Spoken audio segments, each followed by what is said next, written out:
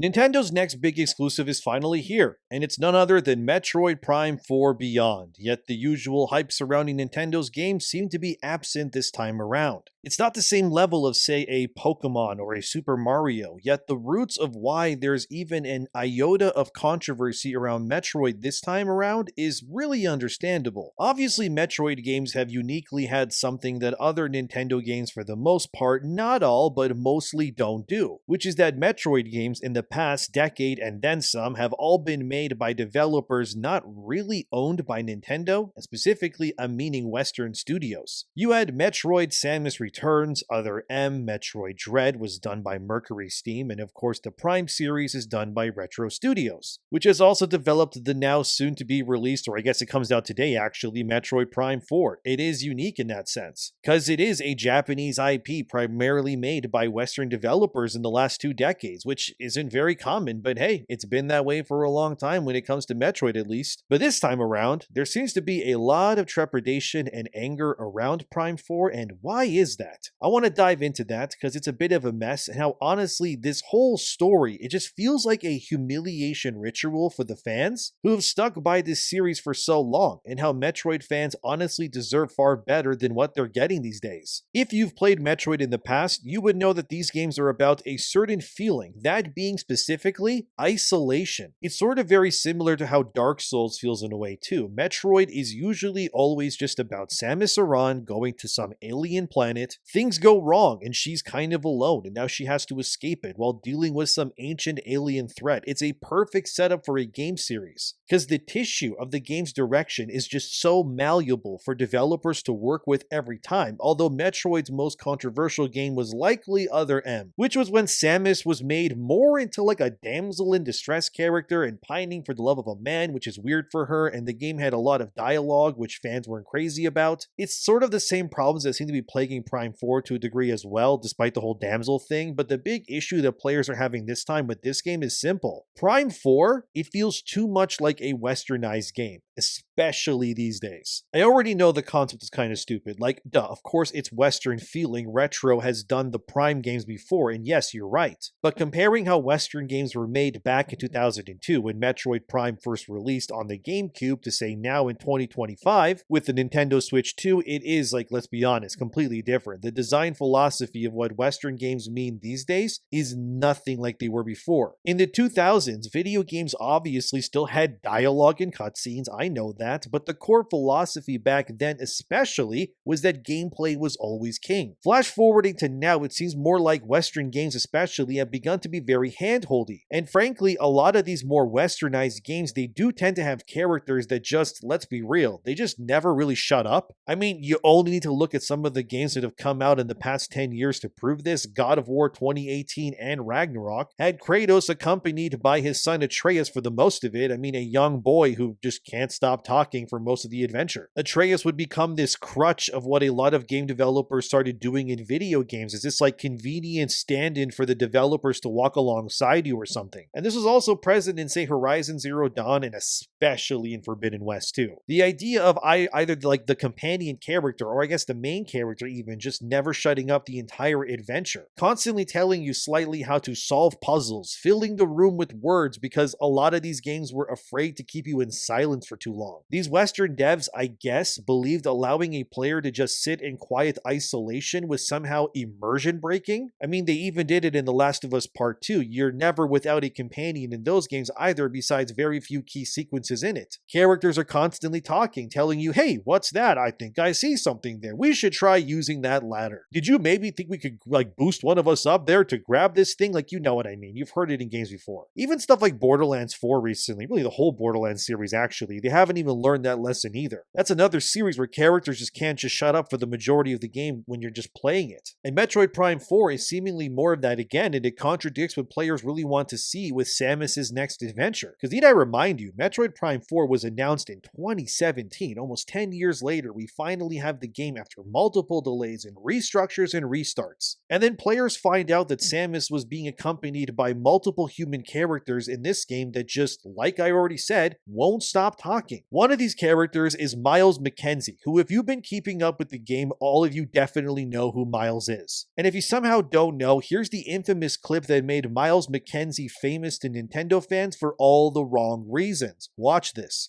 Oh! Whoa! You are sneaky quiet, you know that?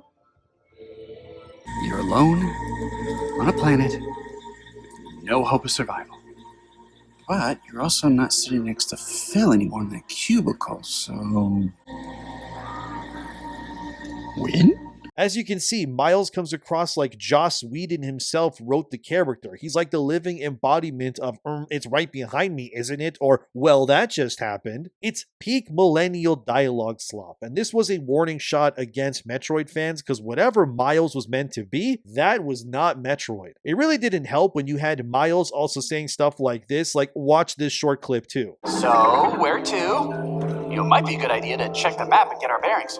It may be good to check our map, like, good lord, dude. Again, it's the developers making a character that they can walk inside of beside the player. I hate this design philosophy of just treating players like they're babies, and it annoys me even more because Miles is quite literally wearing yellow armor as well. And Retro even goes as far as to highlight his entire body in a yellow outline too. Remember how so many people have already complained about how modern video games need to stop dousing their games in yellow paint to tell players where to go? Like ledges, and again, Horizon Forbidden West is a great example where every ledge is yellow to tell you, hey, you can climb this. Retro Studios, I guess, took that personally and made it go further, and they made Miles into a literally walking yellow painted NPC. As if he's like an owner walking his dog or something, and you're the dog, by the way, on a leash to continue this game you just paid to play yourself. Like, oh great, I'm so glad I bought a game where the developers are treating me like I'm a 3-year-old. Let's go follow the yellow painted armor man now. Like, it's just awful, man. What's even worse is that Miles is not a one-off thing in Prime 4. He's apparently your guy in the chair, if you will. You return to Miles to install upgrades according to what I've read in the reviews, because again, the game has just come out. So it's another typical Western design philosophy of you having a hub that you return to where quirky characters speak to you. Again, where was this before? Like, wasn't Metroid always meant to be about isolation? Like I said, it's like these Western developers all collectively believe that every modern game player out there is like DSP or something, as if we're all so stupid we can't figure out anything without a character nagging us 24/7 or holding our hand or speaking on the comms all the time. It's a very big reason why even in Pokemon Legends ZA, Sword and Shield, and all those even, like, people vocally got mad at Nintendo because they make these games have insanely long tutorials that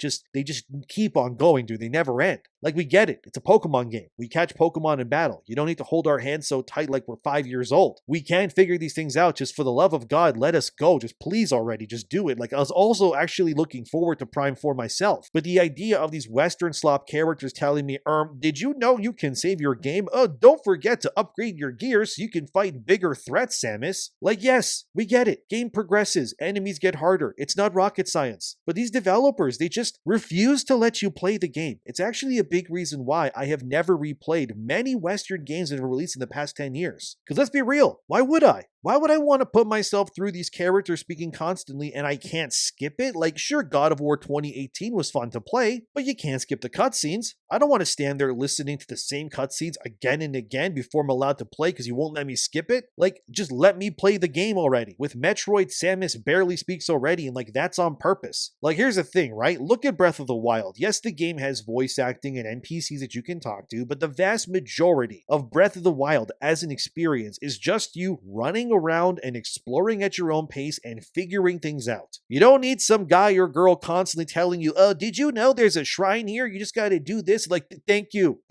Now please, never speak again. Let me play my video game in peace. It's as if you can feel the hand of these developers on your shoulders the entire time you're playing some of these games. Breath of the Wild thankfully doesn't do that, and I'm amazed that Metroid Prime 4, which according to some reviews, takes a Zelda approach of all things to its design philosophy, forgetting the most important part of Zelda's design, which is, and I'm going to say it plainly, player choice. You see in Metroid Prime 4, there's an overworld of sorts. It's called Soul Valley. It's this very big, unimpressive looking desert that you can drive around in. Reviews, from what I gather, are saying that Soul Valley is to Metroid what Hyrule Field is to like Zelda. It's a semi-open world map that connects the various dungeons and such for the player to explore. But apparently Metroid Prime 4, which is out officially the day this video goes live, so no, I haven't played it yet, because how could I when it comes out the day this video launches, obviously. But the reviews say that Soul Valley is an illusion of choice. It paints itself as giving you the ability to go where you want to, but in reality, reviewers instead said, no, actually you need to go in a certain sequence no matter what you do, so it then is kind of pointless. It just removes the player choice. And instead, it's just a big empty map for you to explore, I guess, to pad out the game's runtime, which is not really what you want to be hearing. But then again, people thought, oh well, it ends with Miles, right? Surely it doesn't have other characters that also speak like millennial slop, right? Well, that's not exactly true. Here's another clip, so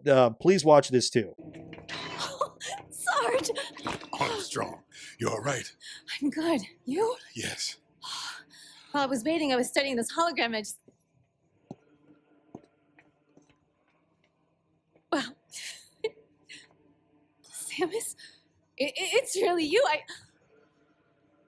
I don't even know what to say. Is this a new suit? It's amazing. I love it. I love it so much. Private.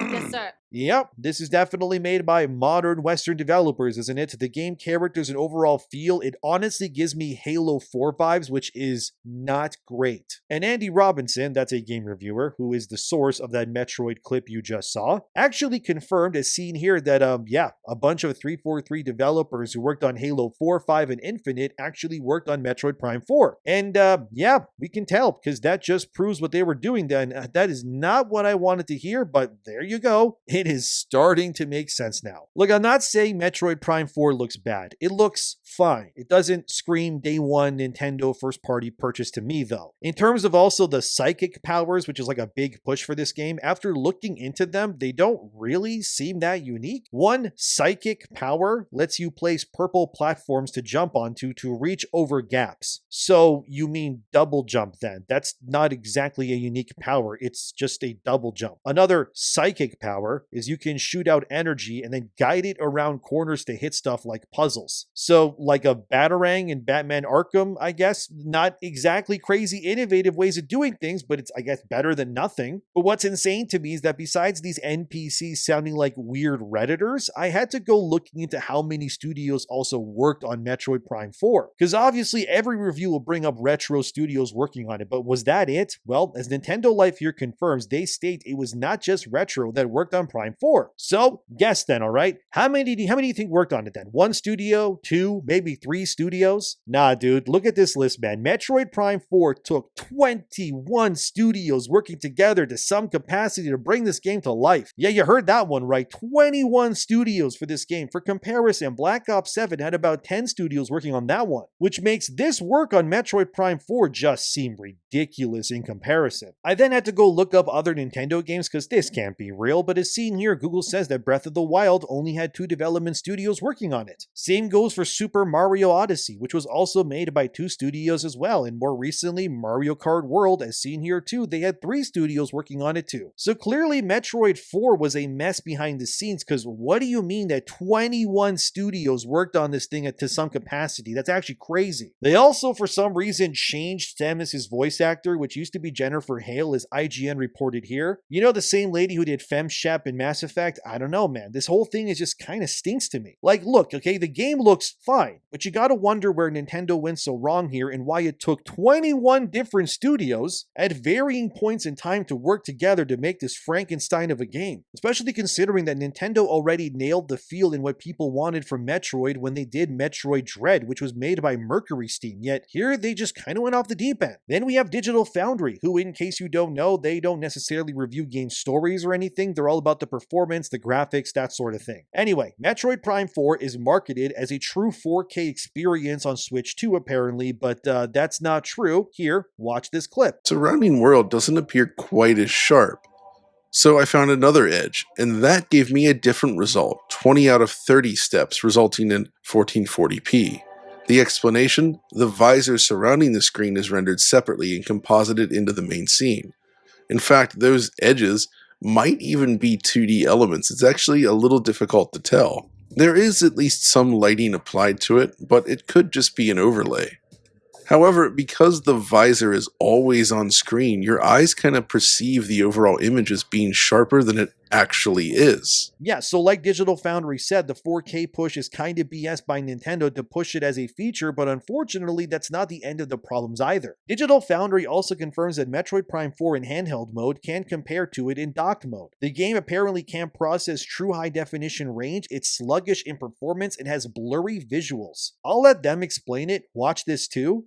Alas, unsurprisingly, portable mode does not fare as well. The screen simply cannot reproduce HDR convincingly. The brightness and uniform backlight just can't get it done. And its sluggish response time means that even at 120 Hz, lateral motion appears smeared. On top of that, portable mode drops to 720p when running in 120 mode, while quality mode seems to be mostly around 1080p.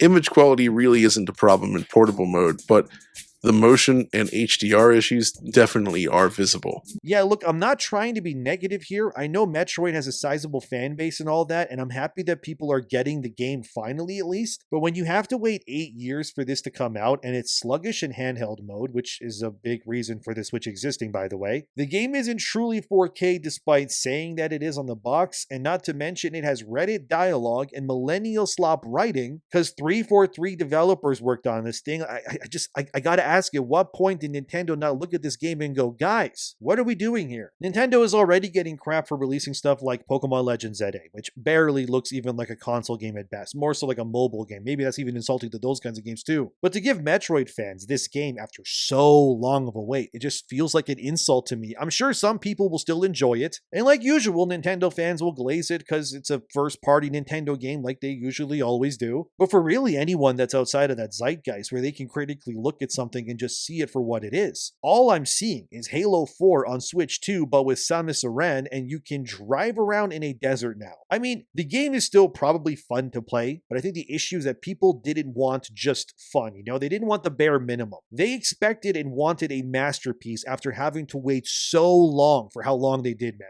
I still don't understand why Nintendo doesn't take Metroid in-house like they do with Mario or Zelda. It's as if they just, don't care as much about the IP or something to just make it themselves anymore. That's not to say, again, that Western developers haven't made good Metroid games before. They have, but comparing the pedigree of back then what they were capable now to now, it just feels kind of weird, dude. I'm kind of just confused why after the very positive reception to Metroid Dread that Nintendo didn't just task Mercury Steam with making Prime 4 as well. But who knows, I guess these things just don't work the way you might think behind the scenes. But when you look at Metroid Prime 4's Metacritic, for example, as seen here, it's sitting at an 81 out of 100, which is not bad, okay? I'm not saying 81 is a bad score, because it isn't. But when you compare it to, say, other games in the series, it starts to tell a different story. As seen here, Metroid in the past 20 years or so has routinely hit much higher than an 81. The only Metroid games that scored lower than Prime 4 are Other M at 79, Federation Force, which was barely even a Metroid game, let's be real, people hated that game, dude. And then you have Metroid Pinball, I guess, which I don't think you can really compare a pinball game to, say, Prime or Dread, really. But it is what it is, I guess. Although I don't think Nintendo is going to really care either way, because apparently Metroid is just not a big priority for them anyways. Because looking at the lifetime sales as seen here, Metroid Dread is apparently the best-selling game in the series so far. Again, confusing me why Mercury Steam wasn't just given the keys to Metroid again, but the other ones are all at 1 million plus, with some reaching a bit higher. Again, I'm not saying Metroid doesn't sell well or anything, but when you compare it to Nintendo's other titles and how well they do, Metroid is like a drop in the bucket for them. Pokemon Legends ZA alone sold like 6 million in a week. Mario games sell millions. Mario Kart sells absurdly high. Don't even get me started on what Zelda can do. Even Donkey Kong sells more than Metroid. So again, likely Nintendo just doesn't care either way, but it is frustrating because the potential in Metroid is, let's be real, it's so vast and unique that it's such a shame that Nintendo just doesn't really care and doesn't really want to push it harder than they are,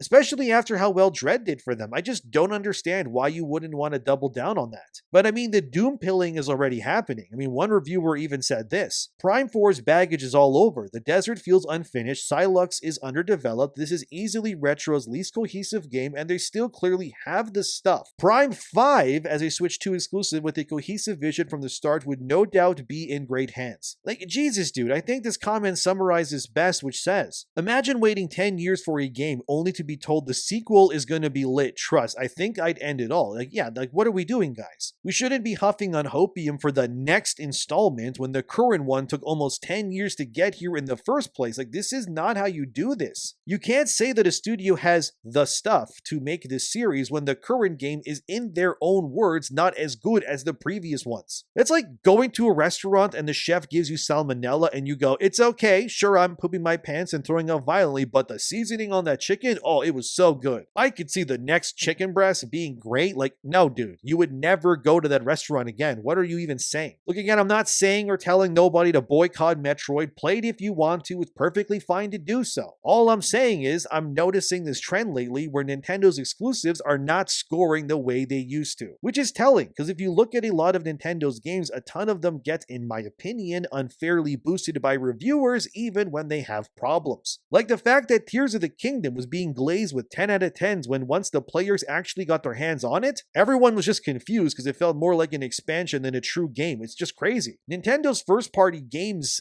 they've been getting unfairly highly scored for years now. Like, that's just my opinion, but I think that's really the truth. It's probably because no reviewer wants to be the ones to not give a 10 to say Zelda or Mario, but I mean, come on, guys. You're afraid of Nintendo? Probably Nintendo's fan base more than anything. But like, let's be real. At least with Metroid, there's now been a crack in the armor, a big one even. And finally, these reviewers are actually not being as afraid to speak out against these games when they have clear problems. Because as much as toxic fandoms are a problem to a degree, toxic positivity can be just as scathing if you ask me. If these reviewers are unwilling to score games honestly, how can these games even improve? Overall though, to me, this game, like I said, comes off more like a humiliation ritual for Metroid fans. You guys deserve better. I think you also agree and know that too. But I also know you're all in a really hard spot here because you're gonna be wanting to play it because it's Metroid. You waited so long already, and you're likely worried that if you don't play or buy this one in the series will just be dead for like another 10 years at least. So I understand it. I get it. I do. I just wish you guys got the games that your fandoms deserve is all, you know? I feel sorry for your guys. Like, should I review the game myself? I guess let me know in the comments. Thanks for being here though. Subscribe. But as far as this goes, Metroid Prime will be good again, guys. Just trust the reviewers. You'll just have to wait, you know, another 10 years, I guess.